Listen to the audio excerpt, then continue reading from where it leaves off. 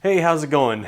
In the last video, I showed you how to put a TV on the wall, and we discovered probably the biggest downside to a wall-mounted TV, the cords. In today's episode, I'm going to show you my favorite way to hide those ugly cords.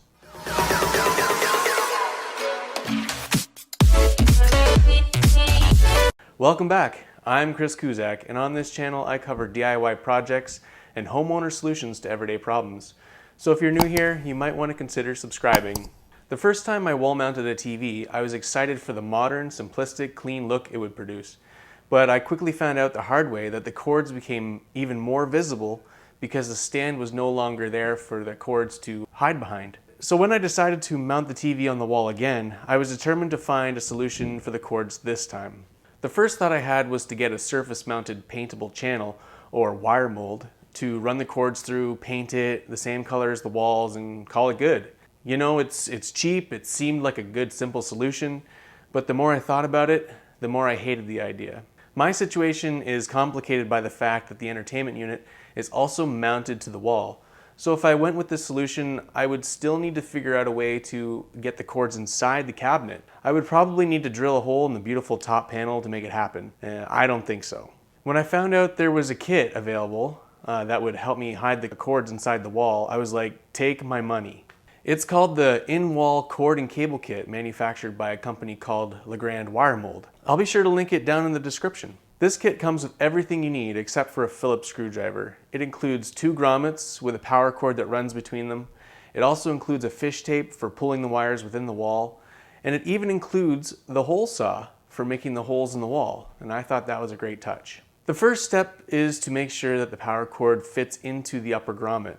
These grommets recess into the wall a little bit, and some TV plugs might not fit inside. It would be bad if you put holes in the wall and install this kit only to find out that your power cord won't fit. That would suck. I think it goes without saying that you should also make sure that there's an outlet close by to power the TV, but there you go, I said it. The next step is to figure out where to put the holes in the wall. The upper grommet needs to be hidden behind the TV. And the key is to ensure that the bottom hole inside the entertainment unit shares the same cavity between the studs. I know that I have a stud here, and I know that the TV extends about 18 inches from the center of the mount. So that's to about here. I'm not sure if you can see that point, but that's to about there. And then I know that the TV extends down from the mount about 20 inches. All the way down here. Not sure again if you can see that, but I have basically this whole area here to choose from.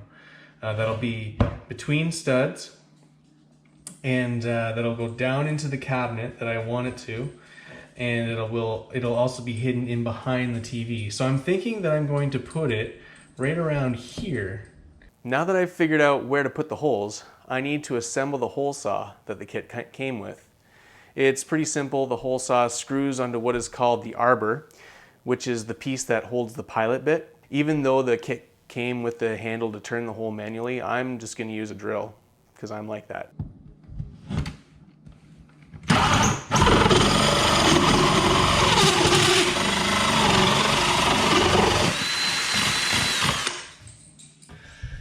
Right about here.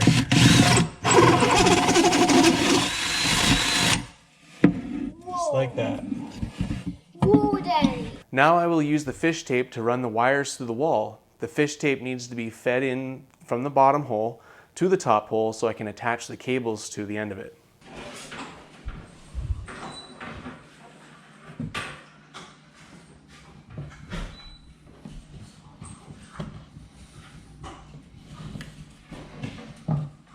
Alright, so now I'm going to hook the power cable to the fish tape. And I'm going to pull it through and into the hole, and that way it'll come right to the hole down below.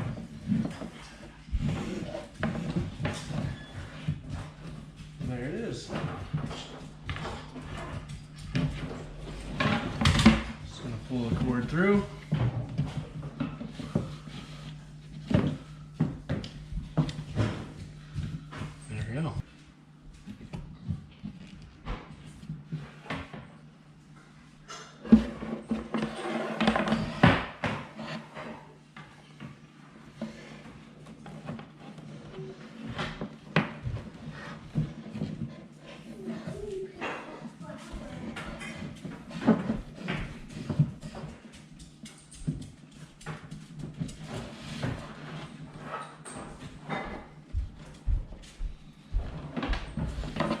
To install the grommets into the holes, the trim needs to be removed first. It's a little tricky and it feels like it could break, but the trim just snaps right off.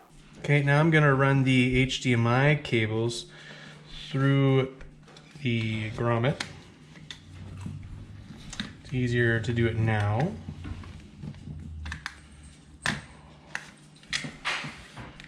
There we go. Once the HDMI cables are run through the grommet, it can be inserted into the wall and secured with a not included Phillips screwdriver. Alright, so how this grommet goes into the wall is it's got 3 screws right here, and on the back side of these 3 screws are these clamps. And as you tighten the screw, what it does is it deploys the clamp and then tightens it against the back of the drywall, right? So that's how it holds it in place. So that's what we're gonna do right now. I found that the screws were a little stiff to turn, but they eventually tightened up.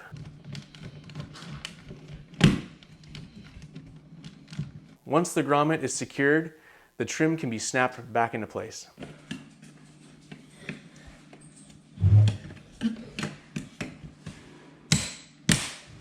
And that went on pretty easily. The bottom grommet needs to have the back removed before we can continue with attaching the power cord that I ran through the wall. Once the power cord is in place, the back of the grommet can be reattached to secure the power cord in place. The bottom grommet is secured to the wall the same way the top one is. Okay, here we are back inside the cabinet, and I'm going to put the HDMI cables through the bottom grommet now inside the cabinet. 1 and 2. So now we have 2 HDMI cables coming through. I'm going to stuff the power cord that comes down to this power grommet into the wall cavity.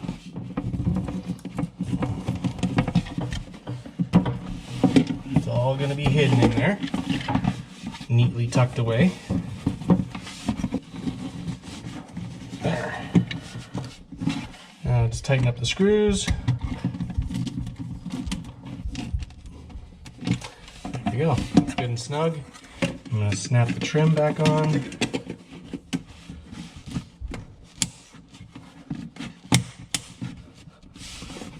There we go.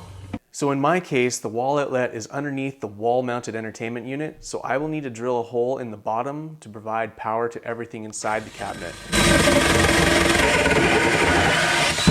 I picked up a cheap plastic grommet to give the holes inside the cabinet a finished look.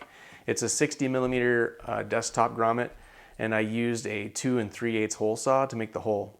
I'll link those in the description as well. Now I'll run the power cables through the hole and plug everything in. Because there are more than 2 things that need to be plugged into this outlet, I will use a wall tap that provides 4 additional plugs. I'll link it below as well.